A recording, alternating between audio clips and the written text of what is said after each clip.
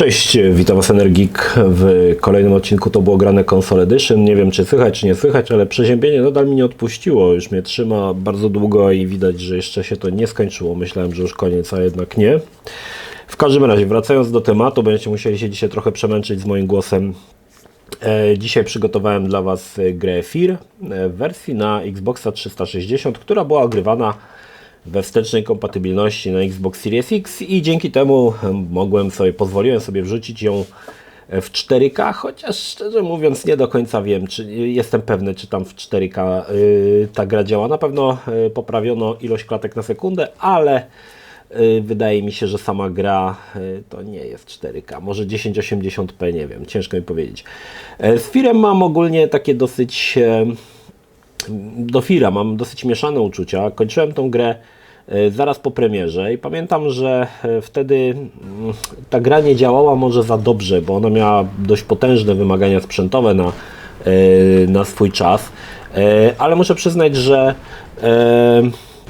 był to 2005 rok, że gra, oczywiście pomijając całą technologię, do której tutaj sobie zaraz wrócimy, gra mi się wydawała bardzo taka nudna i smutna, z powtarzalnymi lokacjami, która nie miała nic, co by mogło mnie w jakiś sposób zainteresować pod kątem, jakoś tak wciągnąć pod kątem jakichś ciekawych lokacji. Tam wszystko było cały czas takie samo, jakieś biura albo jakieś budowy, poziom na budowie, poziom w kanałach i tam wszystko było takie ponure i nudne, że głowa ma. I z czasem odkryłem, że bardzo często miałem tak, że jeżeli grze nie poświęcałem zbyt dużo uwagi, znaczy kończyłem ją po prostu tak, żeby ją tylko odhaczyć, to potem się okazało, że gdy grałem w nią drugi raz, mogłem bardziej się wczuć w tą fabułę i tak grać bardziej tak dla siebie, a nie po to, żeby tylko grę odhaczyć, i okazywało się, że wiele gier zyskiwało na tym i okazywało się, że te gry były o wiele lepsze niż grałem w nie pierwszy raz. No i postanowiłem zagrać sobie ponownie w tego Feara już na Xbox Series X i niestety muszę powiedzieć, że z Fearem chyba się nie polubimy, bo skończyłem tego pierwszego Feara i zaraz potem ogarnąłem jeszcze Fear Files, czyli dwa dodatki, Extraction Point i Perseus Mandate, które będą w osobnym filmie. Natomiast muszę przyznać, że ten pierwszy Fear nadal odczuwałem dokładnie to, co odczuwałem grając lata temu na premierę, czyli po prostu nuda. Nuda. Oczywiście strzelanie jest fajne.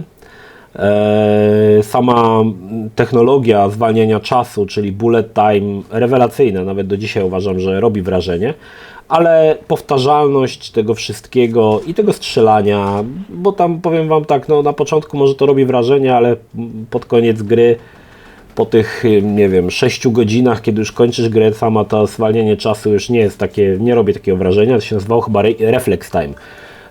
Natomiast bardzo źle wypadły lokacje w Fearze, one źle wyglądały na premierę i teraz widać, że wyglądają jeszcze gorzej. Jasne, możemy mówić, bo to jest gra z 2005 roku, więc też tutaj to nie jest tak, że postrzegam tą grę dzisiaj przez pryzmat dzisiejszych tytułów, bo tak jak mówię, w 2005 roku też uważałem, że ta gra jest bardzo, te lokacje są takie nijakie, tak?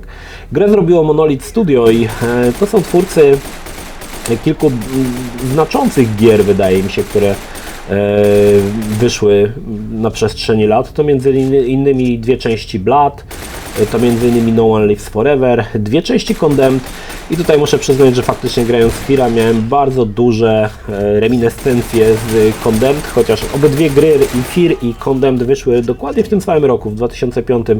Natomiast Fear był pierwszy, tak? Condemned był jakby drugą częścią, drugą grą, która pojawiła się w tym samym roku i bardzo te gry są do siebie faktycznie podobne. Natomiast no, tytuł jest historia w sumie, może trochę o historii. Wcielamy się w żołnierza, który zajmuje się badaniem zjawisk nadprzyrodzonych. Należy on do tak zwanego FEAR, First Encounter Assault Recon. No i ruszamy w misję, gdzie wymyślono jakby, czy tam powstali żołnierze sterowani telepatycznie, no i ten ich wódz się zbuntował, no i sprawił, że ci wszyscy żołnierze obrócili się przeciwko swoim panom. No i tam wbijając do tych biur czy gdzieś spotykamy jeszcze tą kultową postać, czyli Almę, która była potężnym medium parapsychicznym.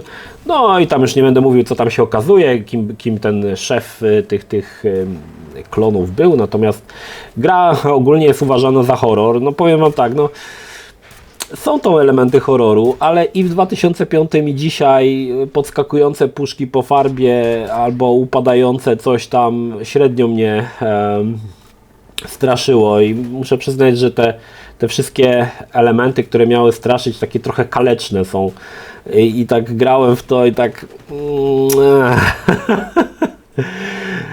wiem, że to jest ogólnie niepopularna opinia, bo tak naprawdę wiele osób sobie ceni Fira i ja rozumiem, że to spokojnie, natomiast ja uważam, że bardzo się umęczyłem przy tej grze, powiem wam. Bardzo się umęczyłem, w pewnym momencie włączył mi się tryb speedrunowy, czyli po prostu przelatywać przez lokacje, bo wiedziałem, że nic w tych lokacjach mnie ciekawego nie spotka i mnie nie spotkało. Muszę przyznać, że pod kątem na przykład tego, co gra oferuje, dodatki wypadły trochę lepiej, też bez przesady, ale faktycznie jakby w tych dodatkach był jakby większy pomysł na te lokacje. Wracam cały czas do tych lokacji, bo to jest, staram się obronić tą tezę, znaczy ja nie muszę bronić tej tezy, bo to jest moje zdanie i oczywiście każdy ma swoje zdanie na ten temat, ale natomiast ja chcę powiedzieć o tym, że ta gra po prostu była nudna, jeżeli chodzi o te lokacje, które wyglądały wszystkie tak samo, tam nic się nie zmieniało, tak? Jak wszedłeś do biura, to jak widziałeś jedno biuro, to widziałeś już wszystkie i to mi strasznie przeszkadzało i to, tak jak mówię, przeszkadzało mi w 2005 roku i przeszkadzało mi teraz. Natomiast no ta technologia, tak zwany reflex time, no to jest po prostu magia, tak? Ten moment, kiedy rzucasz granat, zwalniasz czas i widzisz w zwolnionym tempie, jak przeciwnicy wyskakują w powietrze albo są rozrywani na strzępy, no to robi wrażenie. Szczególnie pamiętam, że pierwszy raz w 2005 roku jak grałem, to zapamiętałem jeden z momentów takich ważnych, ważnych z poziomu jakby gracza, to że w zwolnionym tempie w typa strzelam z shotguna i go tutaj rozrywa na pół, nogi lecą gdzieś, a tułów leci gdzie indziej i pamiętam, że wow, i to wszystko w zwolnionym tempie. No faktycznie ten reflex time został naprawdę bardzo fajnie opracowany i powiem wam, że dzisiaj nawet jeżeli gry korzystają z tego, to bardzo często nawet nie jest to tak dobrze zrobione jak w Firze, bo tam w zasadzie faktycznie wszystko było w zwolnionym tempie, nawet wybuchy, wszystko, ta fala uderzeniowa, która się pojawiała, wszystko było zwolnione i to wszystko świetnie wyglądało. Natomiast też Fira mogę pochwalić za to, że miał całkiem fajne bronie.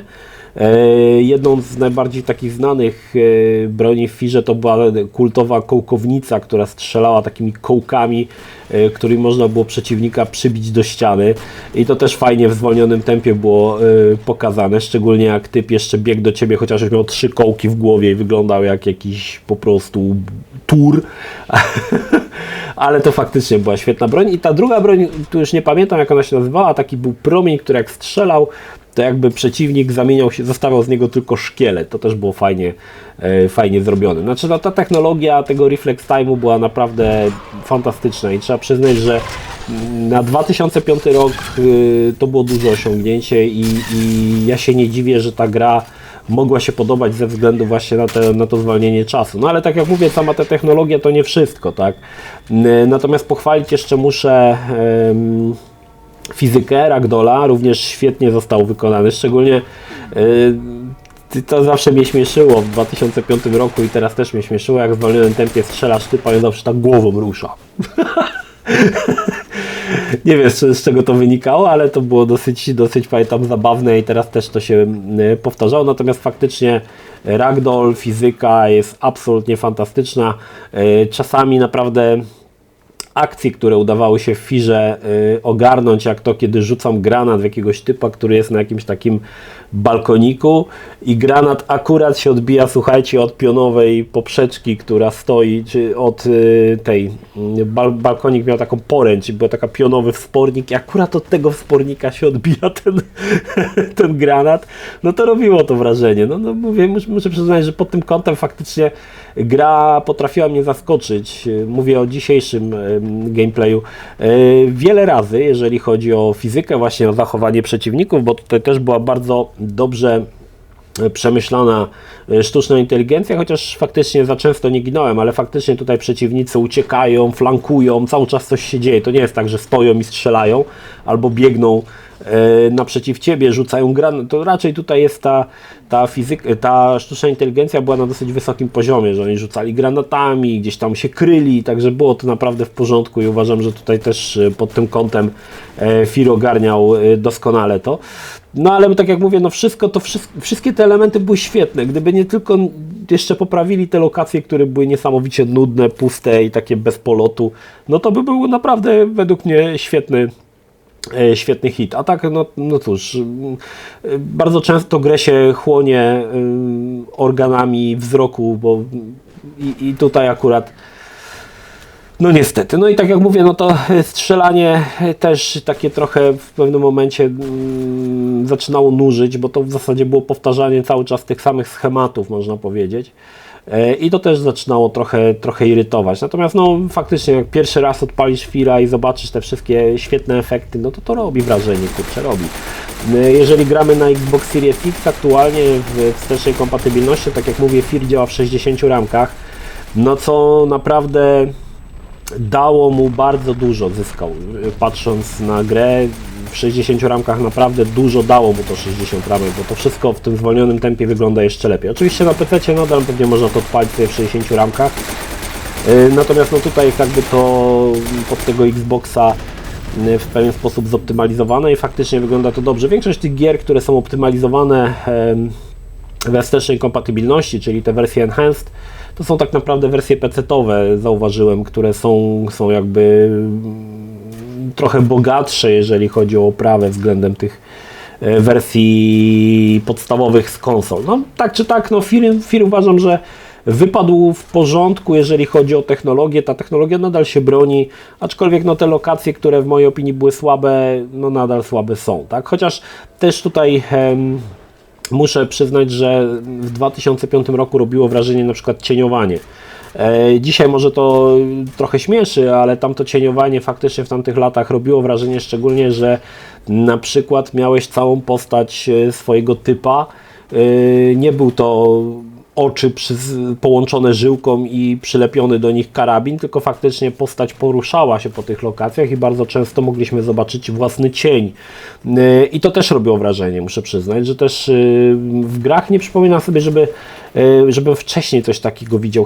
Chyba FIR był jedną z pierwszych gier. Wiem, że w Doomie w trójce to było i w Ridiku, ale nie wiem, czy grałem wcześniej, czy później, teraz nie pamiętam, jak to tam było. Natomiast w FIRze faktycznie robiło to wrażenie, to cieniowanie. No dzisiaj to może śmieszy, bo to cieniowanie dzisiaj już jest takie trochę siermiężne, ale no to na tamte czasy, tak, na tamte czasy wyglądało to naprawdę w porządku. Podsumowując, czy dzisiaj polecam FIR-a? No słuchajcie, pewnie większość z Was jest fanem FIR-a, więc to jest trochę tak, że większość z Was, jeżeli będzie miała tylko okazję, na pewno po niego sięgnie.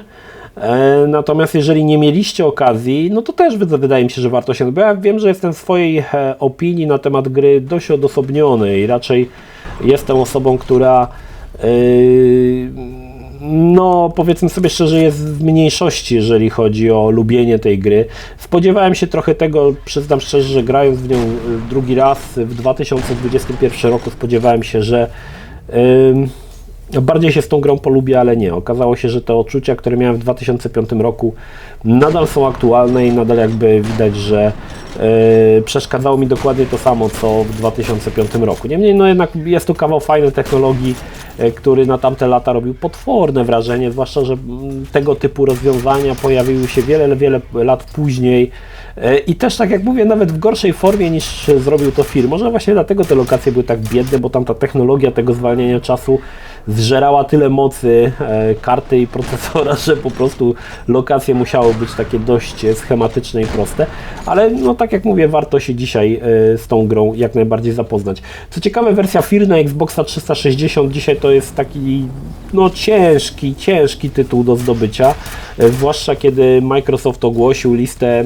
gier, które będą działać na wstecznej kompatybilności, to od razu wszystkie te tytuły które obsługują tą wsteczną kompatybilność, poznikały, albo ich cena wzrosła.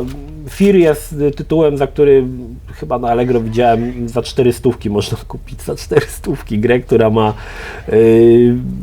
no już swoje lata na karku, ale to te wszystkie gry, które we wstecznej kompatybilności pojawiły, na przykład Binary Domain, gra, która niezbyt przez graczy była lubiana i był to uważany za taki dosyć krapowaty tytuł. Ja ogólnie bardzo lubię Binary Domain i ogrywam teraz i też zrobię dla Was materiał, ale to też była gra, która mogłeś kupić za 5 zł albo za 10 na Xboxie i tego nikt nie chciał, a nagle poznikało, jedyne aukcje po 7-8 dyszek już chodzą, także Xbox robi tutaj niedźwiedzią, znaczy Microsoft robi niedźwiedzią przysługę graczom, którzy chcą zagrać w te stare tytuły we wstecznej kompatybilności. Niemniej, no warto myślę, że w Feara się zapoznać. Ja oczywiście, jak już zacząłem, to oczywiście nagram jeszcze materiał z Fear Files, który już mam w zasadzie ograny, tylko po prostu nagrać tutaj i zmontować, ale to tak, żeby nie było za często.